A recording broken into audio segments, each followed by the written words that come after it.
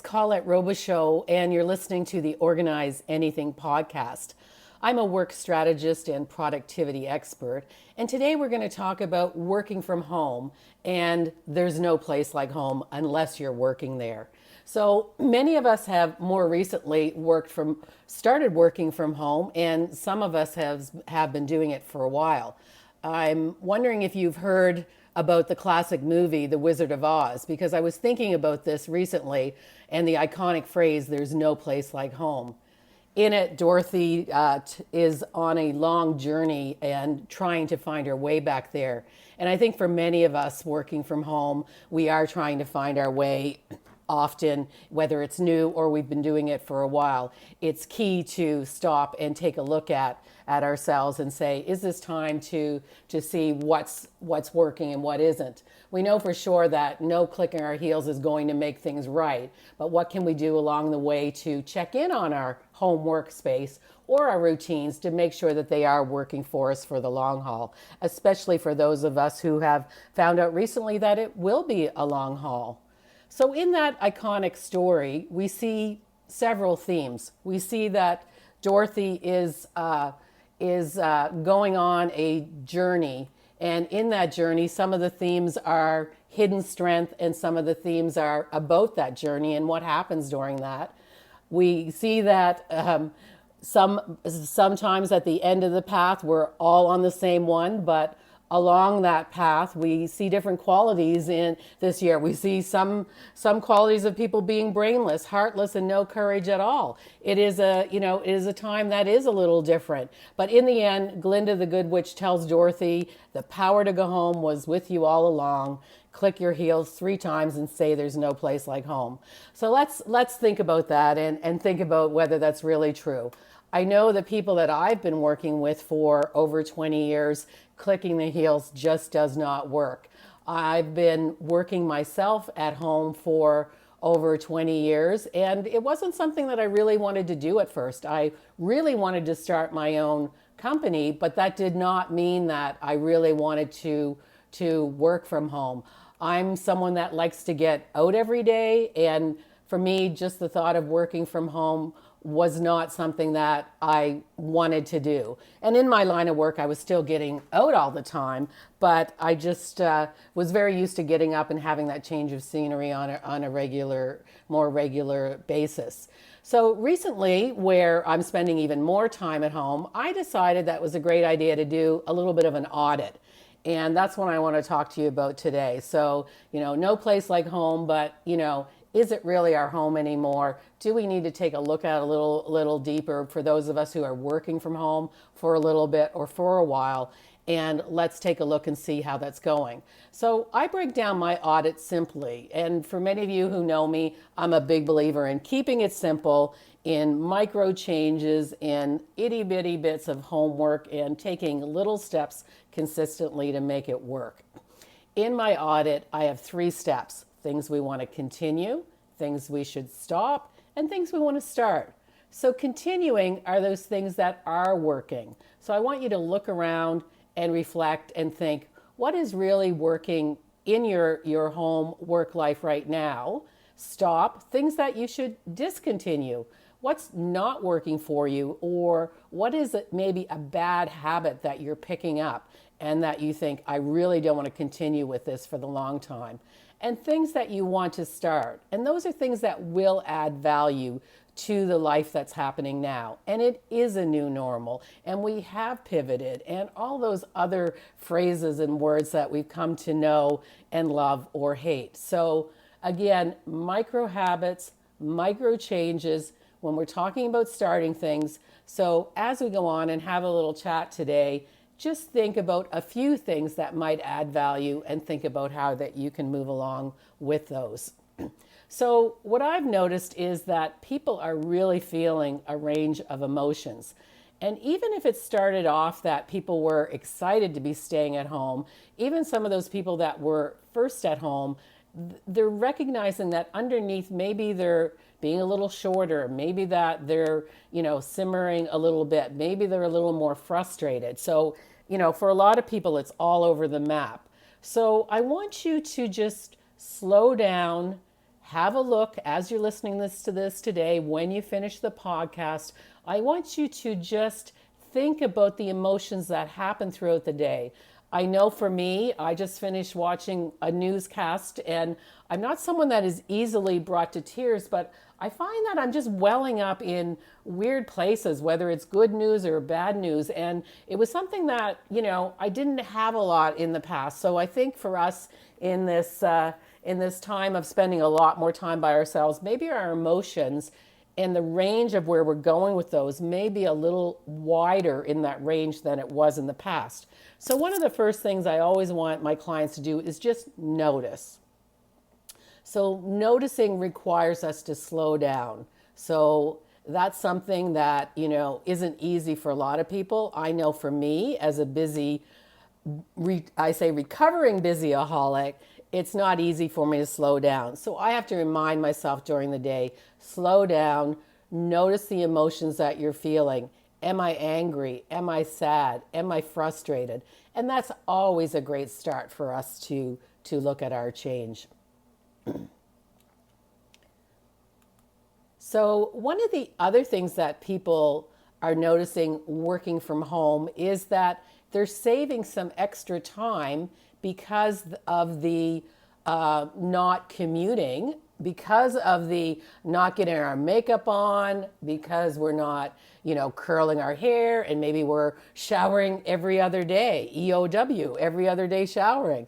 So that's something that might give us some more time. So what can we do with that new time? Many people are starting a new hobby. People are picking up the guitar that didn't do it before. People are maybe getting out their coloring books that went by the wayside years ago, looking at their art supplies. And these are all great things when we're working from home that we can have to maybe release some of that pressure that's building up for us.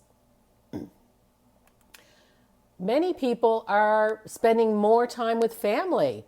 They're cooking, they're, doing homework, they're doing all kinds of things. So that extra time with family is something that they wanted and they're delighting in. And, that's something really exciting. They haven't cooked before. And we know that often making our own meals and not eating out really allows us to stick to some of those other goals that we have, those goals of eating better and having work plan in place on what groceries we need. Maybe we're going out less and we're planning our groceries, we're ordering online, and it allows us to have some of those better habits. So we may have more people in our household that we're spending more time doing things like that and activities, and that may be, really joyous for us. And then for others, we may be spending more time alone. I know I live alone, and spending more time in the house working and not getting out as much.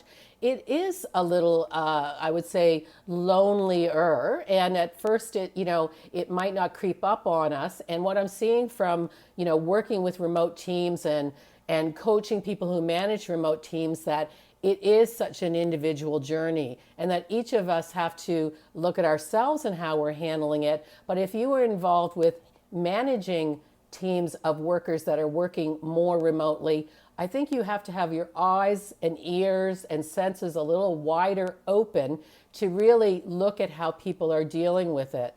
Even if people are telling you that it's fine, that after a certain amount of months, people are dealing with it a little differently and responding differently. So I encourage you as a leader to reach out to people individually. A lot of people have team meetings and they speak regularly, and reach out to people individually and do some investigative, put your investigative hat on and inquire a little bit about what they're liking and what they're not liking, and maybe a little bit more where those struggles will be. And even if you're not a leader, reach out to your colleagues and maybe have a coffee date with them. Reach out to friends and people that are maybe more alone. Reach out to family members, And if you're working from home and you are feeling like you would like to have a little more interaction with people, why not reach out and do what I like to give as homework to many of my clients.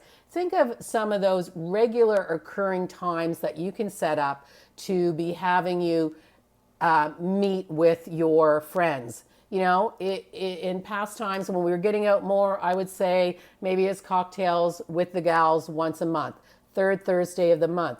But why can't we do that more if we're staying more in our homes? Why can't we have a Zoom cocktail hour once a month? And why can't we reach out and just say, every Tuesday I have lunch with one of my colleagues?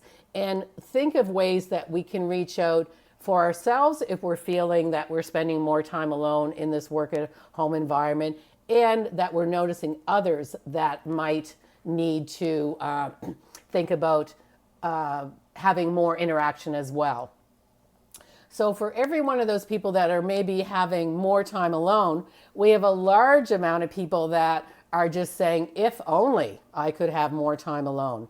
We have extended family moving in. We have our adult children moving in with other family members.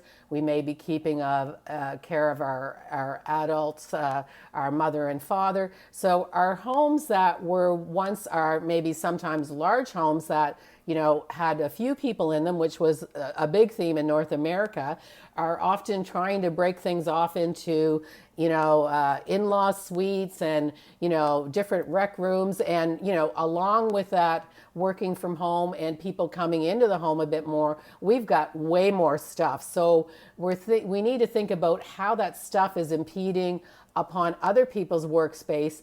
And we want to think about carving out some space for ourselves if we're someone that needs that, and how we allow others to have that space.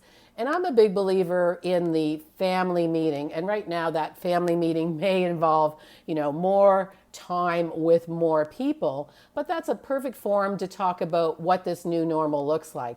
And rather than have things prolong and really get out of hand and get on people's nerves, it's a good idea to have some chats about it and think about how to set it up strategically and intentionally.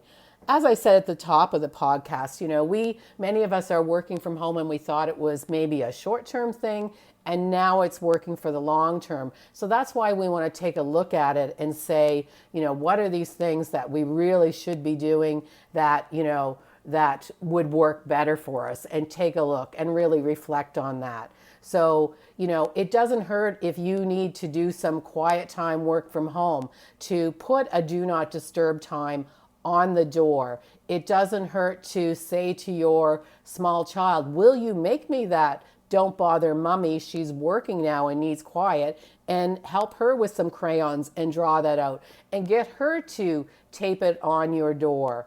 It doesn't hurt to put it in a family Google Calendar that everyone sees that this time of the day is that deep focus work that is required for mom or dad to do some work that can't be bothered. And if there's any way that they can wait for the next top of the hour or another time to do that. Or, as I said about setting regular times to meet with people, what about a regular time every day to do some of that deep work? These are lots of things that will really be beneficial to the interactions, the communications, and the long-term relationships of people that are in your home now and maybe there for a longer period than you thought.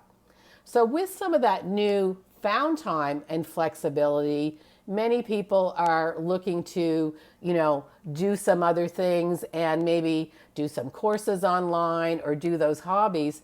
But for other people, with that increased flexibility, a study has shown that we're actually feeling like we're working around the clock. So whether we're doing it or not, we may be keeping hours that are a little bit different than we did before. We may be sleeping in later and working later because we can. We may find that because of the flexibility, we're doing different things with different people through the day. Or we may find, because we're not checking in and have to be at our desk at a certain time, that we've really slowly, there's been this creep into the day, and that we are procrastinating about getting started a little bit more. So again, what I'm asking you now is that this is that time to notice that we do have, some new environments happening. We've got some new scheduling happening, and the way that we work from home is definitely very different. So if we think about, again, the Wizard of Oz and there's no place like home, let's keep it that way. Let's keep it that there's no place like home. Let's make it that place that we really want to be our home, and we want it to be a home office. We want to be remotely working in a way that's intentional and in a way that works for us and our family. So thanks for joining me today for the Organize Anything podcast. And there's no place like home unless you're working there. And I encourage you to visit me on Facebook and Twitter and Instagram. And I look forward to chatting with you real soon. Wake up where the clouds are far behind. Be where trouble melts like a lemon drops high above the chimney top. That's where